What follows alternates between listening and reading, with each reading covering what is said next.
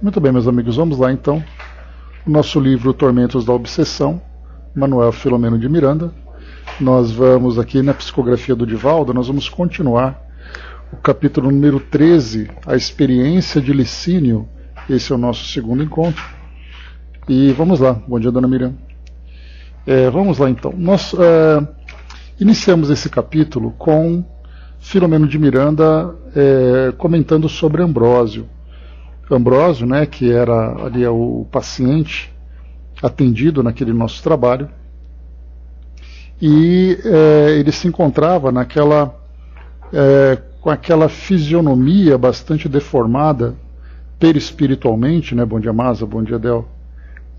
Deformada perispiritualmente, e ele então iniciou trazendo para nós alguns esclarecimentos importantes a respeito da plasticidade do perispírito, o corpo fluídico que envolve o espírito, né, e se conecta com o corpo físico, e ao mesmo tempo também o poder da mente na influência desse elemento que todos nós utilizamos. Ele comentava sobre as dificuldades que nós mesmos criamos pelo nosso conteúdo mental e também a suscetibilidade que ele possui, sofrendo também as influências que eventualmente o espírito sofra por parte de outras mentes externas. Bom dia, Jerusa. Então ele comentou sobre todo esse, né, a facilidade, tanto positivamente como negativamente, para que nós influenciemos e alteremos a estrutura do perispírito.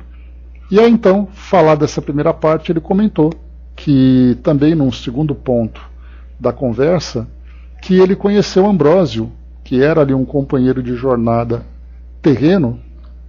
Ambrósio já se tornando, digamos assim, uma personalidade dentro do meio espírita, ali daquele grupo, né? Lembrando sempre, né, que diferentemente da atualidade, nós vamos encontrar palestrantes espíritas que são facilmente reconhecidos nacionalmente e até internacionalmente por causa das facilidades das comunicações atuais da internet.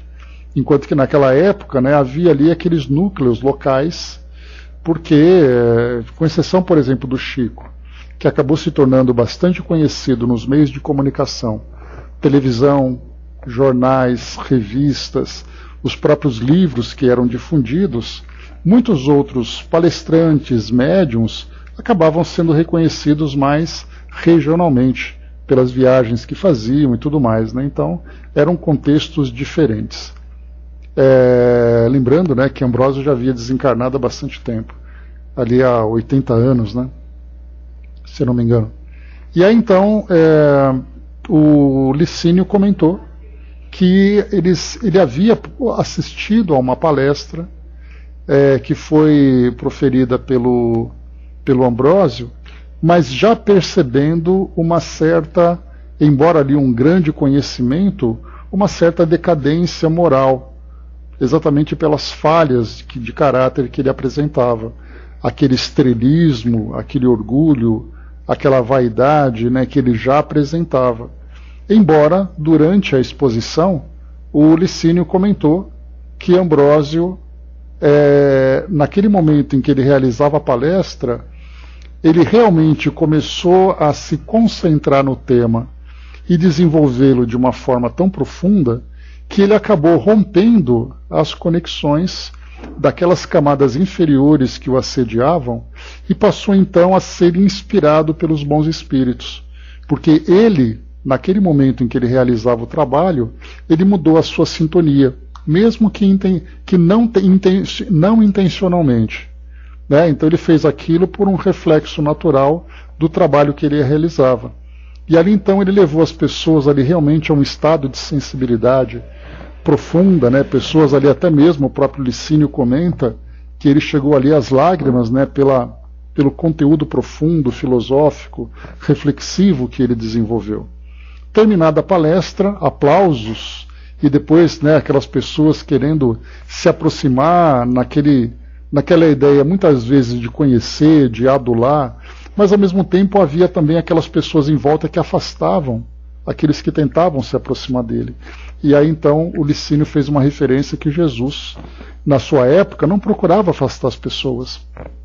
Fazia exatamente o contrário, fazia o acolhimento. Mas Ambrósio já se colocava como uma estrela que precisava de segurança para caminhar pelo centro espírita. E isso já era uma característica da sua personalidade naquele momento. Ambrósio acabou se encontrando com Licínio nesse pequeno trajeto, né, ali dentro do centro espírita, e aí então foi aquele, em vez de ser assim um amor à primeira vista, foi uma afinidade à primeira vista. E aí então nós vamos aqui rapidamente recapitular esse trecho, que era pequenininho, para iniciarmos ali o trecho que nós começamos, né? Então ele diz assim, novamente silenciou, aqui no caso o Filomeno, comentando sobre o relato do Licínio, né? Novamente silenciou, recapitulando a experiência, para logo continuar. Com a mente fixa no expositor, ele captou minha onda psíquica e percebeu que se tratava de uma emissão de simpatia, sorrindo jovialmente e distendendo minha mão fraterna que cumprimentei, para a surpresa dos seus corifeus levianos. Né? Bom dia, abraço. Bom dia, Mardi. Isso porque, né, a maioria das pessoas que se aproximavam era naquele afã, naquele interesse, naquela empolgação toda, e o olhar que o Licínio dirigiu para o Ambrósio, que na verdade eram as ondas mentais ali que estavam sendo irradiadas, rapidamente sensibilizou o Licínio, que percebeu algo diferente, já que ambos eram médiums, né? Os dois trabalhavam na mediunidade naquele período. E isso então, né, assim que todo mundo tentando se aproximar, o Licínio cumprimentou especialmente, aliás, o Ambrósio cumprimentou especialmente o Licínio. Por isso causou a surpresa em todos aqueles que tentavam, né, chamar a atenção, ganhar a atenção aqui do Ambrósio. A sua mão puxou-me como se estivesse necessidade de um amigo. E quando estávamos próximos com um sorriso espontâneo, perguntou-me jovialmente: é a primeira vez que nos encontramos? Por minha vez, sorri afavelmente e retruquei: na atual encarnação, creio que sim. Porém, acredito que já nos conhecemos. Ele anuiu com satisfação e propôs: que não seja, pois, a última. Gostaria muito de privar da sua amizade, que me pode enriquecer na trajetória que ambos estamos realizando. Ante a surpresa dos seus acólitos, justificou-se com a informação de que outro compromisso o aguardava e saiu deixando algo frustrados aqueles que o houveram buscado para o convívio fraterno mais próximo. Voltamos a ver-nos e a estreitar relações nas semanas seguintes, quando tive a oportunidade de conviver melhor com as suas aflições e lutas, compreendendo quanto se encontrava amargurado e inquieto, inseguro ante os acontecimentos, e ao mesmo tempo, paradoxalmente, entusiasmado com os êxitos sociais e econômicos. Então aqui, né, JC, bom dia. Então aqui, né, a amizade entre eles começou então a se tornar mais pessoal, fazendo com que o Licínio passasse a conhecer o Ambrósio, não o médium, não a estrela dentro do meio espírita, mas a pessoa que vivia ali as suas angústias, os seus conflitos, né? As observações de Licínio, pela maneira tranquila com que eram apresentadas, calavam-me profundamente no coração, facultando-me melhor compreender o médium que naufragara no mar tormentoso de ondas encapeladas dos compromissos espirituais, e aquele outro, no próprio aqui o Licínio, que, sob o coercitivo das aflições, alcançara o porto de segurança. O primeiro intoxicara os centros do discernimento com os vapores da presunção, que se transformara em loucura destrutiva, enquanto o segundo mantivera irretocável o compromisso, fitando o futuro, mas tendo como bússola o dever e como leme as lições sábias da doutrina espírita, que introjetara para melhor vivenciá-las no presente. Então o Filomeno comenta aqui das diferenças que eram percebidas sobre Licínio e sobre o Ambrósio. O Ambrósio se desviando e já em fase de decadência, e o Licínio se mantendo ali sóbrio, sereno e convicto do seu trabalho e da sua missão. Interrompendo minhas reflexões, voltei a atenção para os oportunos apontamentos do visitante operoso. A partir daquele contato, aduziu o trabalhador do bem, passei a nutrir imensa simpatia pelo expositor e médium, dando-me conta do perigo que o sitiava, graças ao envolvimento emocional produzido pelos auxiliares e fascinados que constituíam o seu grupo de adoradores. No primeiro encontro, terminada a locução e recuperada a consciência lúcida, o hábito mental doentio, a que se entregava na volúpia dos prazeres dos sentidos, voltou a predominar-lhe na consciência, e logo lhe acercaram os comensais infelizes da convivência psíquica, adversários de ontem, que lhe urdiam cuidadosamente o fracasso, e outros desordeiros de ocasião, que se lhes associavam, locupletando-se no banquete de vampirização das suas forças e energias morais. Deteve-se por breves segundos a contemplá-lo, ainda disforme e profundamente adormecido, continuando a esclarecer com outro timbre de voz. Então aqui, quando Alberto, que era aquele amigo do hospital, e o Filomeno chegaram na enfermaria para fazer uma visita ao Ambrósio, eles acabaram conhecendo Licínio, se apresentando e trazendo para nós essa história. E aqui então, enquanto eles conversavam próximos de Ambrósio, ele então trouxe essa observação, que ele se encontrava ainda adormecido, perispiritualmente ele apresentava as deformações, embora agora com melhoras, pelo fato de, primeiro, ter feito o afastamento daquele espírito, que era aquele obsessor direto que o prejudicava naquele momento, e ao mesmo tempo também fazendo aquele trabalho de magnetismo, de fluidoterapia, para poder fazer a reconstituição do seu corpo perispiritual. Então ele apresentava alguma melhora, embora ainda mostrasse ali rapidamente, claramente ali, aquele desequilíbrio psíquico que ele ainda vivenciava. Mas então, enquanto eles conversavam, naquele ali ao lado do paciente, o Licínio então continua. A mediunidade, por mais vigor de que se revista, jamais produzirá com dignidade sob o açoite interno dos conflitos humanos, gerando a conduta reprochável do seu possuidor.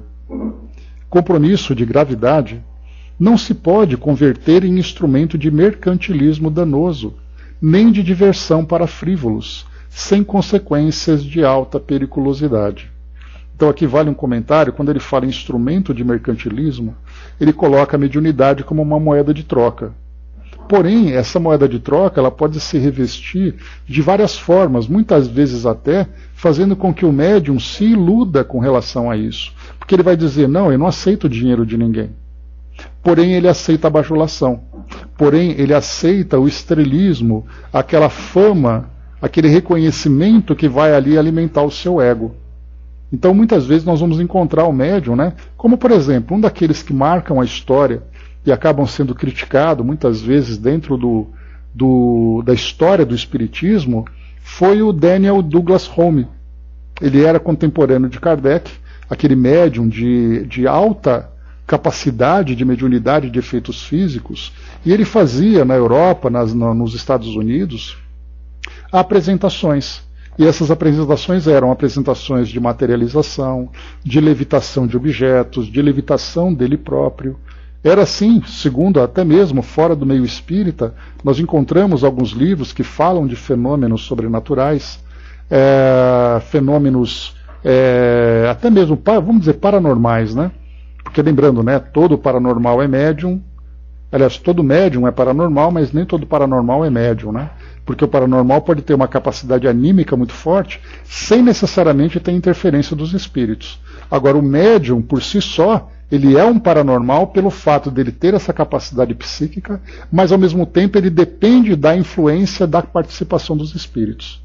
Então, no caso de Daniel Douglas Holmes, ou anormal muitas vezes, Então, no caso do Daniel Douglas Home, ele tinha essa fama, então ele era convidado para fazer essas apresentações em locais assim mais restritos, mas esses locais restritos eram da alta sociedade. Então ele era hospedado aí naqueles que tinham títulos nobiliárquicos, né, barão daqui, conde dali, que fazia convite, participava daqueles grandes almoços, era bajulado por todo mundo, né, almoços e jantares, né? Era bajulado por todo mundo, mas ele não aceitava dinheiro. Mas ele aceitava esse tipo de ambiente, né, para poder ali fazer com que ele se sentisse importante naquela condição, digamos assim, chegamos a falar sobre isso, aquele traficante de amizades. Ou seja, ele se beneficiava de alguma forma pelo fato de conviver com pessoas que também o colocavam nessa mesma posição, de uma pessoa importante. Então, eu te acho importante, você me acha importante, então vamos curtir esse nosso momento. Mas não existe nada de sincero entre eles. Não é uma amizade verdadeira, mas é a que eu me beneficio quando você está perto e você se beneficia da minha presença.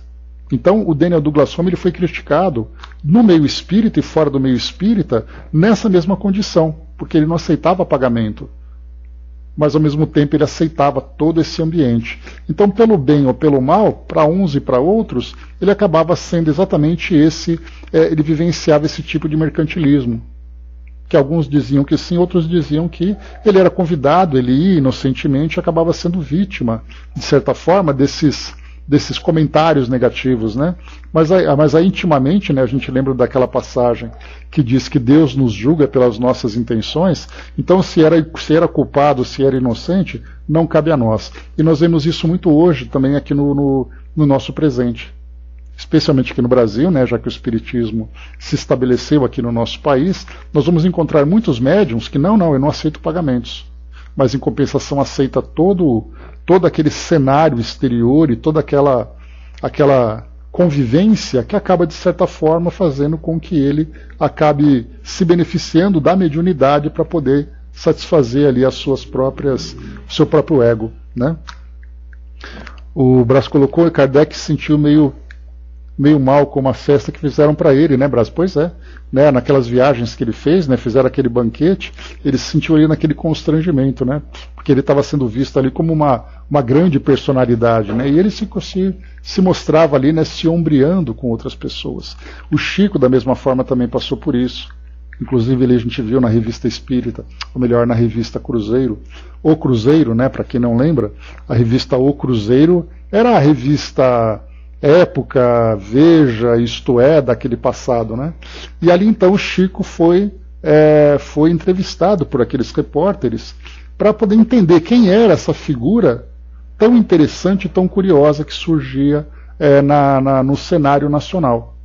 E aí então o Chico virou capa dessa revista. E ele acabou passando por muitos constrangimentos. Naquela revista, na época, fotografavam o Chico, por exemplo, fazendo ali uma certa simulação de um transe mediúnico, inclusive sentado dentro de uma banheira, fechando os olhos e coisa e tal.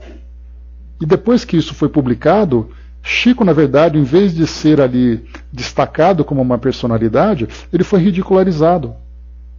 E aí depois ele até questionou Emmanuel, né, mas por que você permitiu que eu fizesse isso? E aí ele falou assim, o livre-arbítrio é seu. Então aprenda com isso agora e não permita que isso aconteça mais. Então a gente vê que é fácil seduzir. Nós somos seduzíveis, né, com muita facilidade. Basta se alimentar o nosso ego, o nosso orgulho, que são duas grandes chagas que nós ainda trazemos, embora sejam dois elementos divinos que compõem a nossa personalidade. Porém, quando nós damos vazão a isso, acaba se tornando um tóxico. E isso traz para nós esse prejuízo. E para médiums, palestrantes e escritores, que são os três grupos que nós estamos estudando nesse livro, que são exatamente ali os três tipos de espíritas que geralmente ficam internados nesse hospital Esperança, que Eurípides Barçanufo criou para acolher esses espíritas que fracassam, né, fracassados no compromisso. Médiums, palestrantes, escritores. São aqueles que de alguma forma se destacam no nosso meio. E aí então por isso que ele fala esse instrumento de mercantilismo. Veja como isso é importante, como a gente começa a destrinchar, começa a dissecar um pouco essa ideia, e a gente vê como isso é abrangente e como isso faz parte do nosso cotidiano. O sofreu durante muito tempo, né, Brás? Depois para o Chico voltar ali a se estabelecer como aquele trabalhador, aquela referência do movimento espírita brasileiro e da própria doutrina espírita, ele teve que suar bastante. E aí quando ele já se apresentou lá no Pinga Fogo em 1971, nós víamos ali um Chico muito mais amadurecido, muito mais seguro, sem se deixar envolver, principalmente porque esse programa na época foi o programa que teve maior audiência na televisão brasileira, era da então Rede Tupi, e depois nós tivemos uma segunda edição, coisa inédita para aquele programa chamado Pinga Fogo, que nunca convidou, né, uma personalidade para 2 programas por causa do interesse da mídia, por causa do interesse dos telespectadores, da audiência que teve, né? Então o Chico naquele momento ele já estava muito mais maduro. O Chico nasceu em 1910, se não me engano, inclusive no dia 2, ontem, se não me engano, foi o aniversário de nascimento dele. O Chico então já tinha de 10 para 1970, ele tinha 60 anos aproximadamente. Então já era ali um homem muito maduro, estabelecido, uma longa obra já realizada, né? Então era ali um outro nível, já sabia lidar com isso depois do aprendizado todo dele. Mas vamos lá, só fechar o parênteses aqui agora que eu achei importante isso, né? Então aqui, né, como foi colocado, compromisso de gravidade não se pode converter em instrumento de mercantilismo danoso nem de diversão para frívolos, sem consequências de alta periculosidade. Então o Hospital Esperança, ele serve exatamente para isso, para acolher aqueles que caíram nessa fraqueza moral e viveram essa alta periculosidade, tanto que, como no caso de Ambrósio, ele chegou numa condição extremamente grave, em que ele era ali, né, feito como cativo dentro daquela esfera do mundo espiritual, sendo ali influenciado por aqueles perseguidores, e precisou daquela grande comitiva para poder resgatá-lo. E ele chega nessa condição tão deprimente e tão angustiante. Vamos lá. Em face das leis de afinidade e de sintonia que vigoram em toda parte, logo a instrumentalidade mediúnica passa a emitir vibrações de baixo teor, tornando-se campo de extenuantes combates com predominância de viciações crescentes. Não poucas vezes são os espíritos perversos que promovem a situação afligente, inspirando os médiuns a defecções morais em razão da sua fragilidade em relação aos valores éticos. Então, quer dizer, a mediunidade, a gente vai lembrar sempre, ela é um instrumento de aperfeiçoamento. E somente espíritos missionários conseguem lidar com a mediunidade com sabedoria, como são esses exemplos que nós vemos hoje. Raul, Divaldo, Chico, Dona Ivone e tantos outros nomes que nós vamos encontrando aqui, né, no nosso meio espírita contemporâneo. Nós vamos vendo aqueles que foram bem-sucedidos e aqueles que não foram bem-sucedidos.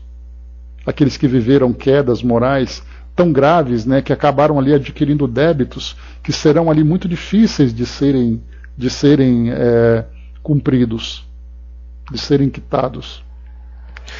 Por que isso tudo? Porque a maioria de nós que vem aqui para o mundo material, na reencarnação, quando portador da mediunidade, essa mediunidade vem como instrumento de trabalho, de aperfeiçoamento de caráter.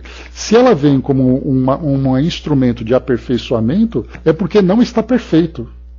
É porque está falho e está ainda em processo de desenvolvimento. E quando a mediunidade acaba sendo mal compreendida, as imperfeições morais acabam envolvendo a capacidade mediúnica do médium.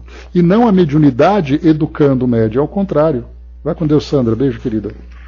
Então não é a mediunidade que educa o médium, é o médium que deforma a mediunidade.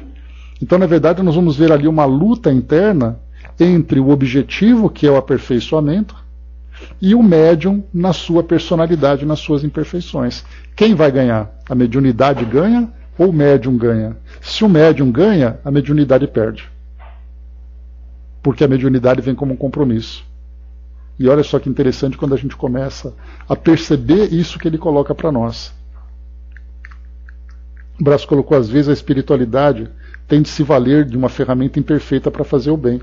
Pois é, né, Braz? E na verdade, não é às vezes. Eu coloco praticamente na esmagadora maioria, né, das situações. Porque o mundo de provas e expiações, os médiuns que estão aqui são médiuns imperfeitos. Salvo aquele que vem como uma missão, o médium missionário.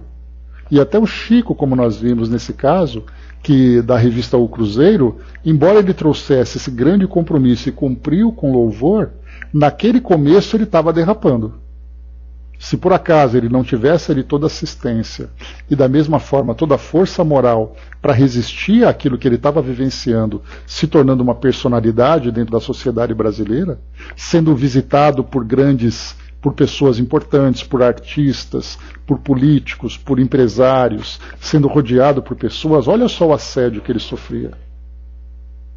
E conta ali a história, né, que presidente da República, artistas, iam lá, assim, pessoas que estavam no auge de suas carreiras, iam até ele. E nesse caso ali, para poder virar um traficante de amizade, fazer aquele tráfico de amizade que a gente comentou, é um pulinho só. Mas vamos lá. No entanto, tornando-se presunçosos, recusam-se a meditar acerca das advertências que lhes chegam de ambos os lados da vida, negando-se ao autoexame do comportamento a que se afeiçoam, expulsando do convívio os amigos legítimos que os passam a considerar como inimigos, enquanto se deixam arrastar pelos demais telementalizados dos referidos cruéis adversários, que também os utilizam para a grande derrocada. Então, ele afasta aqueles amigos sinceros e se deixa envolver por aqueles amigos interesseiros, amigos esses que também se tornam instrumentos de manipulação daqueles perversos que desejam derrubar esse médium. E lembrando aqui, quando ele fala advertências que chegam de ambos os planos da vida, é sempre aquela orientação de que o primeiro que deve se beneficiar da mensagem recebida do plano espiritual é o próprio médium. Porque se fala através dele, ele não é simplesmente um garoto de recados. O médium, na verdade, é aquele que aprende com a mensagem e depois retransmite. Porque se ele repassa, ele vai dizer, não, essa mensagem que fala de orgulho e vaidade, eu tenho que avisar para todo mundo tomar cuidado com orgulho e vaidade. Por acaso você pensou que você pode ser orgulhoso e vaidoso? Que essa mensagem também é um alerta para o próprio médium? Por isso, então, aqui, da mesma forma, amigos próximos, né, que vão chamar atenção, mas muitas vezes ele, tomado por aquele sentimento de fascínio, que é a obsessão de fascinação, ele acaba simplesmente afastando, olha, você não é meu amigo porque você só me critica. Os meus amigos são aqueles que me elogiam, que me acolhem, que me bajulam. E aí então o médium começa realmente a seguir pelo caminho da queda, que vai levá-lo a esse abismo de sofrimento. Eles perdem, nesse caso, intoxicados, né, por esse pensamento, perdem os paradigmas da conduta, os parâmetros do equilíbrio, tornam-se irresponsáveis, alteram a linguagem para a compatibilidade com o chulo e o atrevido, enquanto se exaltam pensando erguer-se ao Olimpo da alucinação. Então é interessante a gente ver isso, né? Muitas vezes palestrantes, escritores que escrevem livros ou artigos, seja lá qual for o meio de comunicação, os médiums e tudo mais, começam a mudar até o vocabulário. Lembra que qual é o nome dele que a gente viu no começo? O primeiro paciente que a gente conheceu, Leôncio.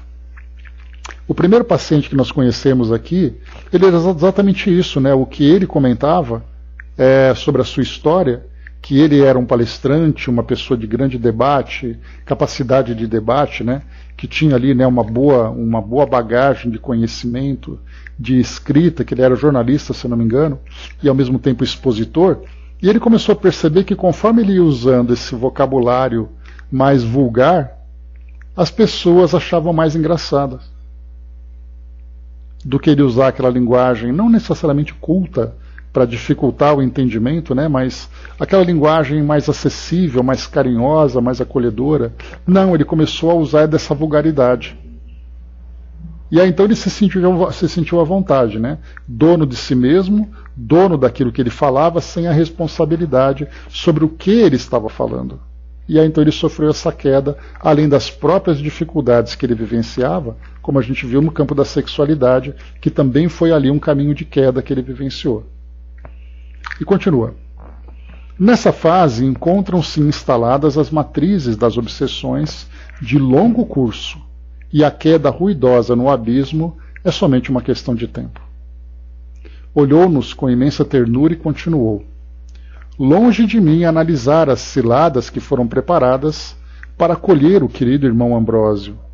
No entanto, por experiência pessoal, conheço a senda de espinhos por onde transitamos todos aqueles que desejamos servir a causa do Senhor, sob chuvas, às vezes ácidas, ou de pedras, noutras ocasiões, que são sempre as incompreensões de todo jaez.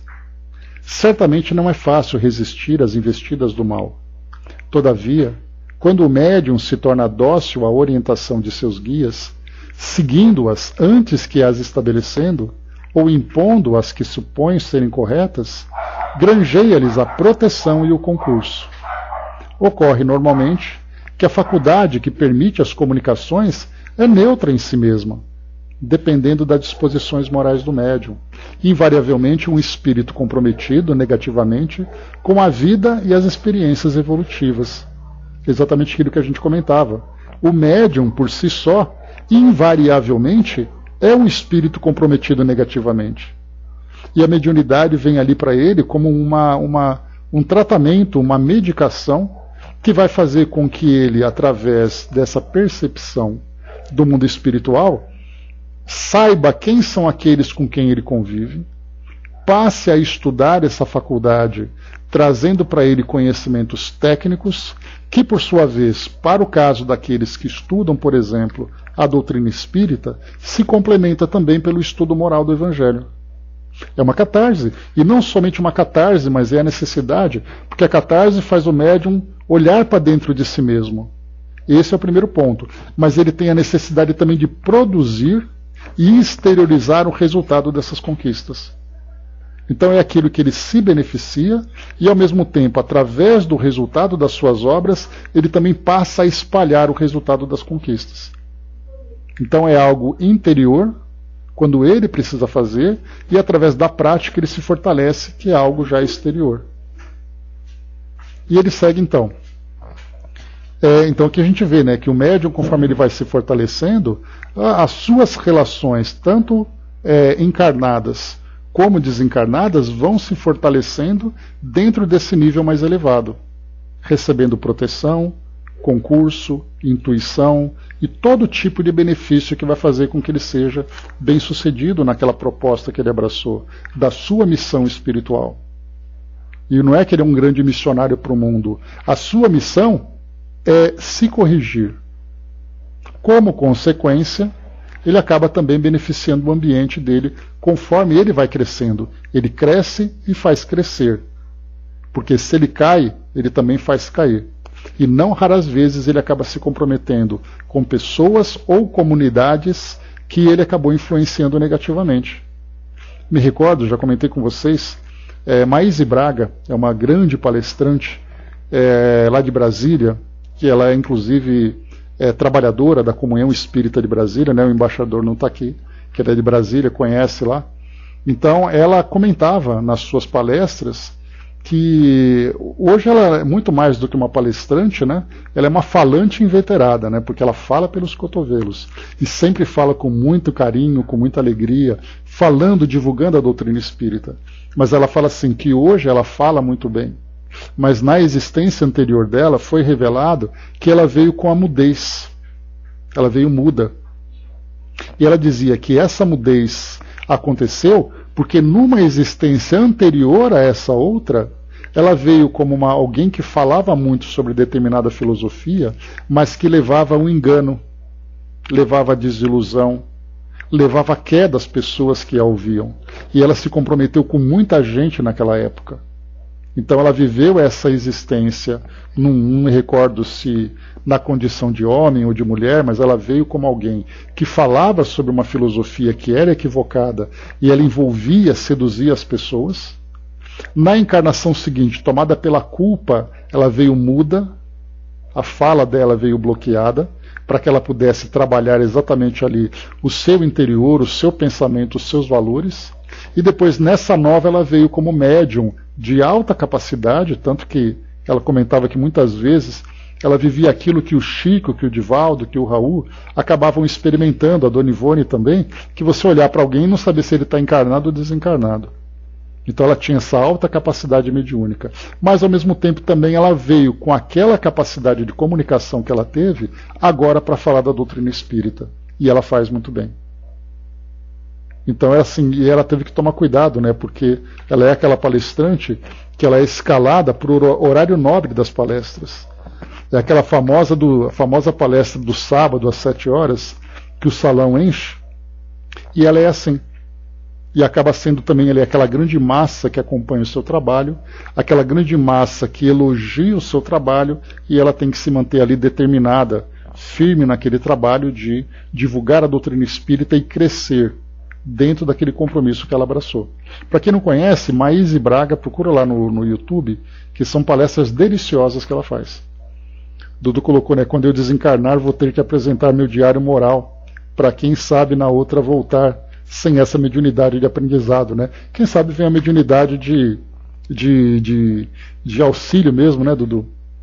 Conhece, né, Marli? Então ela é deliciosa a palestra dela, né? Então assim, é muito gostoso, assim, ela é muito divertida.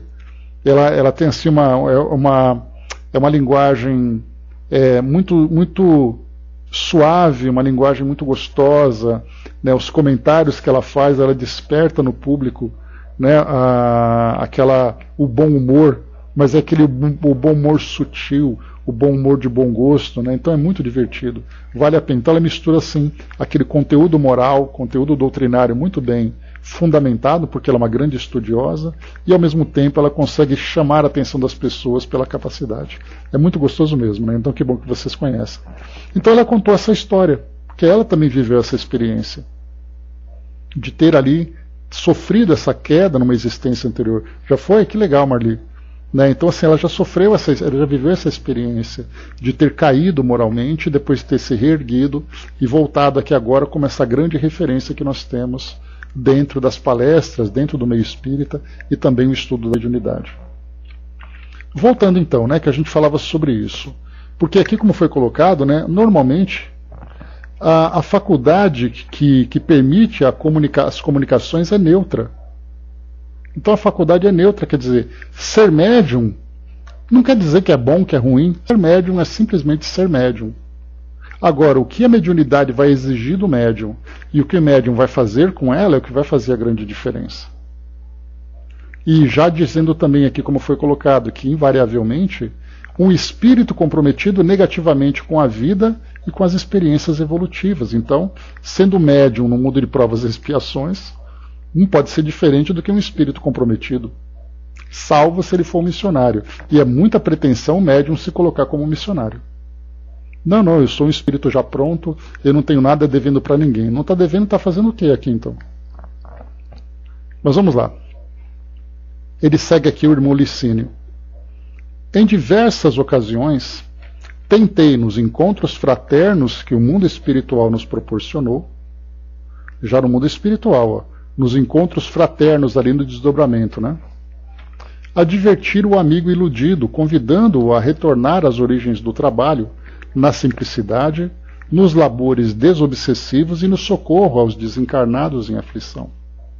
Demonstrando simpatia e mesmo sensibilizado com minhas palavras, sorria gentil e retrucava-me. Já realizei essas atividades no começo. Agora encontro-me noutro patamar, em contato com entidades superiores que não se envolvem com a problemática dessa natureza e que me norteiam os passos para grandes cometimentos, para os espetáculos de impacto que posso produzir. Olha só então a pretensão dele, né? Essa coisa de trabalhar com espírito sofredor, essa coisa de trabalhar com desobsessor é para médium comum. Ele, como era um médium diferente, ele trabalhava agora só com a nata, só com a elite do mundo espiritual. Assim ele entendia.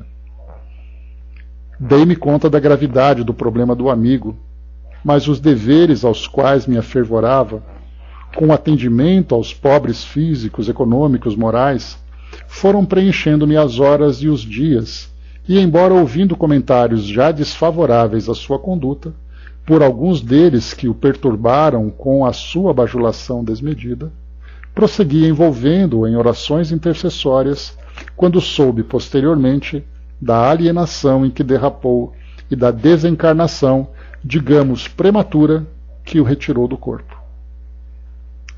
Encontrava-me com os olhos marejados de lágrimas, o que também ocorria conosco.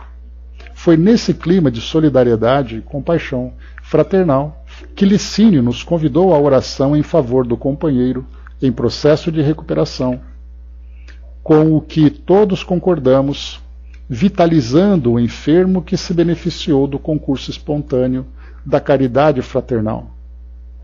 Como o visitante estivesse de saída e eu já houvera estado com o enfermo cordialmente, e à instância de Alberto acompanhamos o novo amigo, que, muito acessível, mostrou-se gratificado pela oportunidade de darmos prosseguimento à conversação em outro recinto. Então aqui, quando a visita já foi feita, aquela prece de despedida também já foi realizada e tudo mais, o Filomeno então, em vez de continuar ali com o Alberto, ele acompanha agora Licínio para continuar ali desenvolvendo a conversa. A enfermaria situava-se na parte inferior do pavilhão, onde se internavam os pacientes mais graves. Lembrando, né, que no começo ele fez uma descrição da estrutura do hospital, então o Leôncio se encontrava no primeiro andar, porque ele já estava numa condição já em processo de plena recuperação. Ele já saiu daquela fase de resgate, daquela fase de despertar de consciência, e agora já se encontrava lúcido, embora ainda trazendo uma culpa muito profunda, mas já se encontrava em processo de trabalho de transformação. Já no caso do Ambrósio e também de outros pacientes mais graves, eles ficavam no subsolo, que aí, como eu comentei com vocês, me lembrou bastante as câmaras de retificação lá de Nosso Lar, que eram onde ficavam aqueles mais graves, em que havia necessidade de uma proteção maior, assim nós entendemos, né, uma barreira fluídica para evitar que ondas mentais trouxessem aquela perturbação e tudo mais, né? Então era um ambiente diferente, era um pavilhão diferente, né? Por isso foi colocado. A enfermaria situava-se na parte inferior do pavilhão, onde se internavam os pacientes mais graves.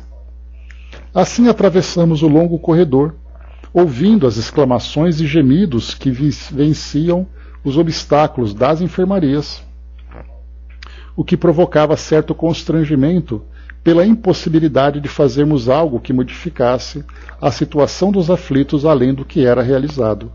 Aqui também me fez lembrar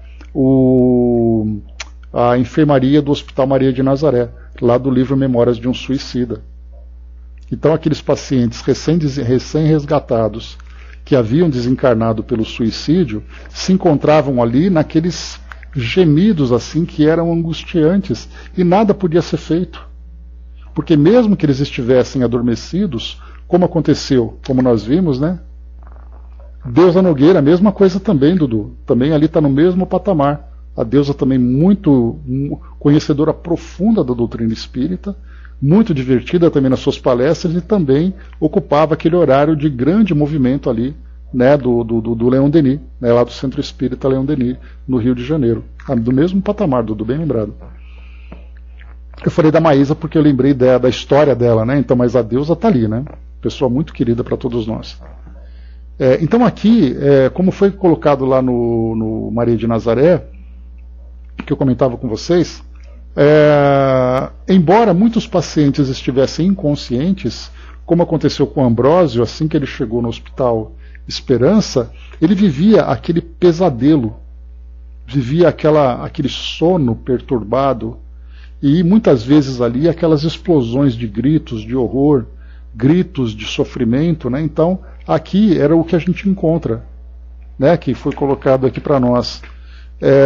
Assim que atravessamos o longo corredor, ouvindo as exclamações e gemidos que venciam os obstáculos das enfermarias, o que provocava certo constrangimento pela impossibilidade de fazermos algo que modificasse a situação dos aflitos além do que era realizado. Quer dizer, não podia fazer nada, não tinha ali um remédio que pudesse aliviar a dor de consciência, aliviar a mente. O que eles faziam eram aqueles tratamentos fluídicos, aqueles tratamentos de sonoterapia, mas era aquele sono que aliviava, mas não era um sono que tirava. Não era um sono que anulava a condição mental do espírito. Chegamos à parte superior e nos afastamos do edifício central, rumando para o parque, onde um lago transparente, refletindo o céu azul turquesa, tornava-se convite natural para um diálogo demorado e esclarecedor. A brisa suave carreava ondas de perfumes que nos envolviam agradavelmente. Pequenos grupos espirituais espalhavam-se pelas alamedas coloridas, pelas flores primaveris, enquanto outros encontravam-se em conversação animada nos diversos recantos programados para esse fim. Então devia ser ali aqueles pequenos jardins, aqueles solários, né, que são construídos em hospitais, onde os pacientes ali vivem aquele ambiente agradável, né?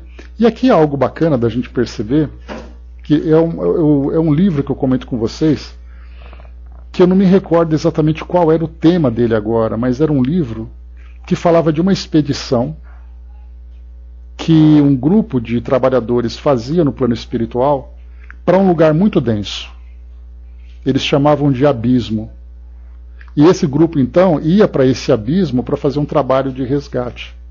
E ali eles encontravam espíritos com as mais graves deformidades, com aquelas condições mais profundas de hipnose que faziam com que eles assumissem aquelas características de zoantropia, né, aquela forma de animal, forma de objetos, então espíritos assim em condições gravíssimas.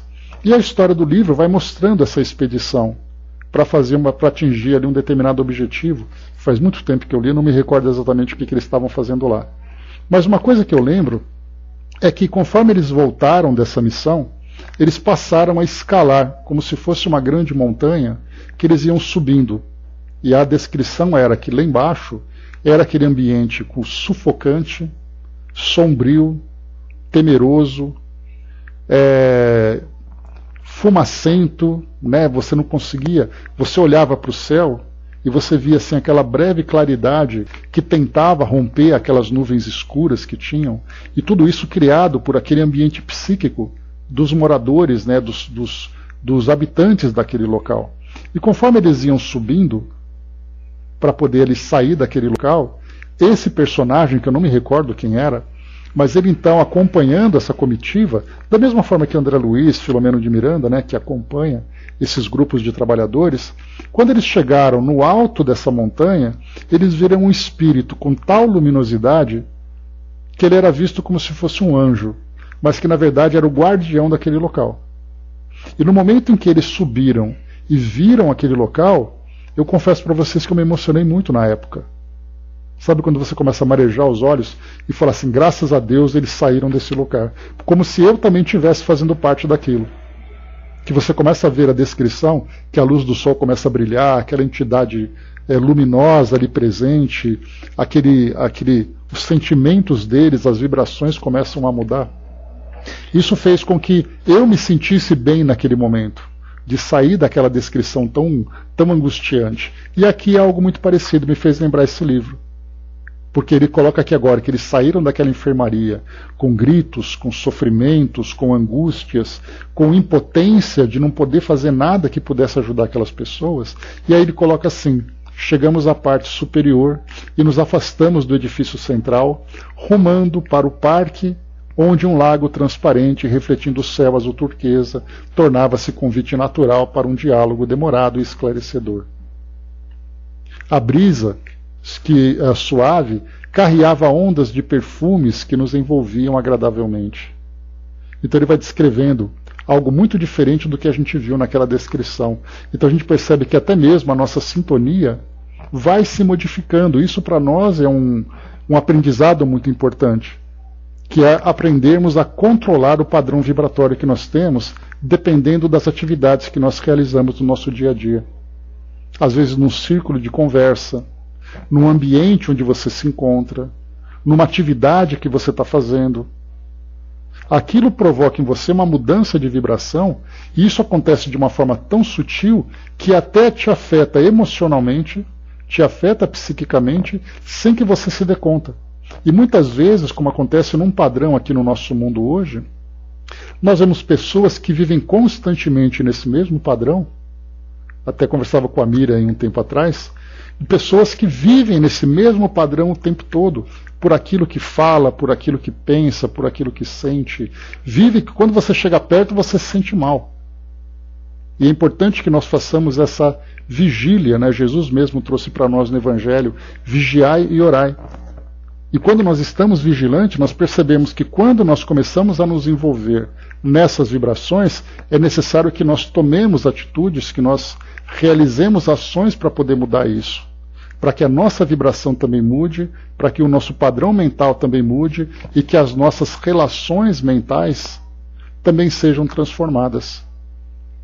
E é para isso então que os Espíritos dizem: naquele momento de angústia, leia uma mensagem que seja construtiva, ouça aquelas músicas que mudem seus sentimentos, faça aquela sua,